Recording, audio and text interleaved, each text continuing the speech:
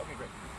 Okay, so when you look at your rig, if you pull this blade out and it gets disarmed, what's your reflexive response? I'm sorry, your correct response that you've trained, what's that going to be? I need to grab my next blade. Where should it be?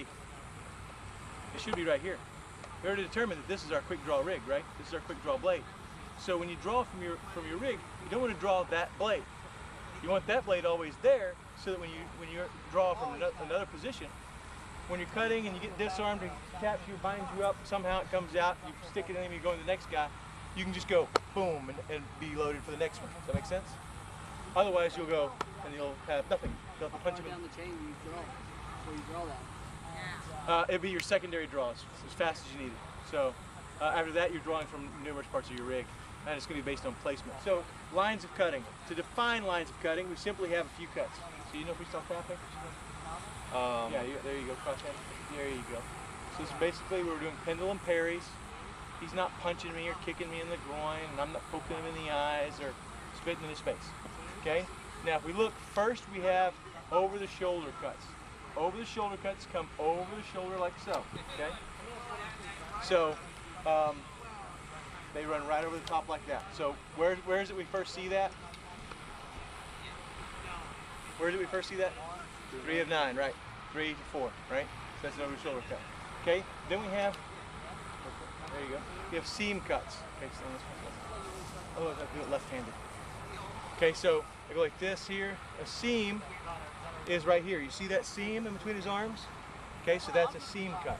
Okay, and a seam works even if he puts his arms together, right? Is that really together? Not really. When I go like that and I just push my blade through there, it goes right through, no problem anyway, right? So seam cuts, there you go. Seam cuts are when I run through the seam of his arm, okay? And that can happen in a whole host of situations like so, okay? Then we have elbow lines. This runs right down the length of your forearm and comes up. Once it gets past your elbow, you're in. The line you can't defend against is the line you're using to defend with, which is your own elbow line, okay? So when he goes to cross hand parry and I go like that, he can't defend it because I run right down that line there. You see it? Okay. You see it? So the more he cross hand parries, the more he extends, the more he overcompensates, then I get a shoulder cut. See how those shoulder cuts start linking together? So an elbow line goes like that. Now, what you can do is you can use your thumb. You feel how sticky that is? Your blade, the flat of your blade, especially if it's a polished blade, on his forearm will get kind of stuck here. You go like that. Just kind of do just enough for you to bounce off a little bit. Okay, so use your finger here to slide down like that. And on this side, use your thumb like that. So go here, boom. And eventually you don't use those at all. You can just kind of run right underneath them, okay? So these are elbow lines, right? And if he starts trying to overcompensate for those elbow lines, he gets seam cuts or over the shoulder cuts. You see it? He starts trying to tighten up those over the shoulder cuts, he gets elbow cuts. Make sense? Not using this hand at all, just looking at lines where it can go, okay? So, and then we have the seam cut, which is anytime we create a space between his arms, and then non-linear cuts. Non-linears are strikes that drift and change lines. So he goes like this, and he goes here like this.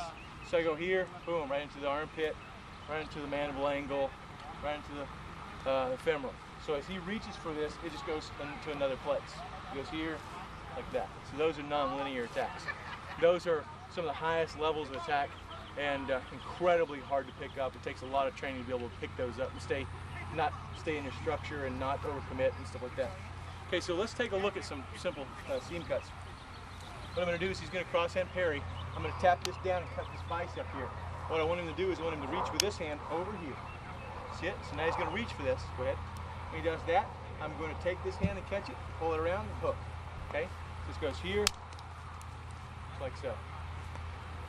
Let's do it like this. One more time. Tap this down through here, like this. And we'll just go to the easy one. The first one. We'll pull this down. It's going to go right to his neck. Okay?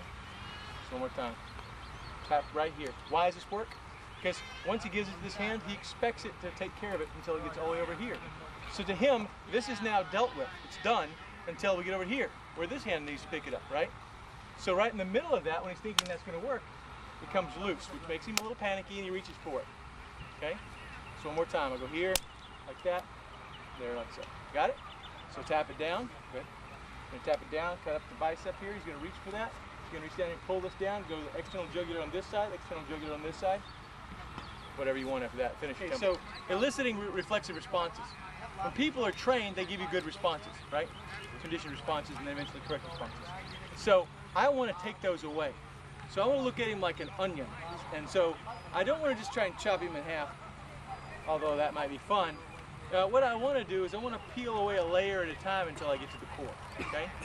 So, because I might not crash through his correct responses, you know? So I have to be able to find the response and then slowly work my way through. So as I'm working here like this, if this is his cross hand parry, this is what he's expecting, this is what he wants to do. So if I go like this and pop that down, it forces him into an incorrect reflexive response. Does that make sense?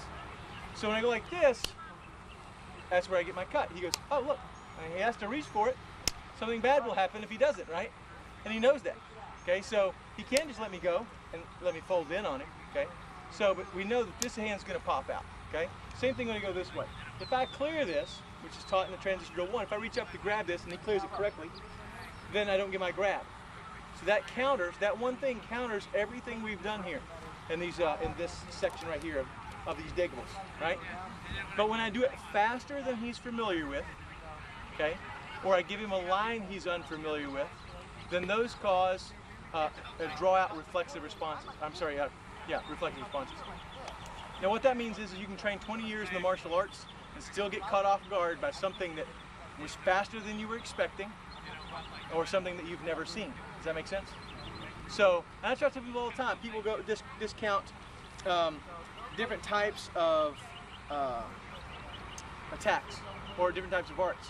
And they go, Taekwondo, man, you know, they do all the fancy kicks. I just pick them up, double leg on their head, you know, stuff like that. But if you've never seen a spinning heel kick done by somebody who really can do it, and you're standing there toe off with a guy, and bang, he hits you with that spinning heel kick, guess what?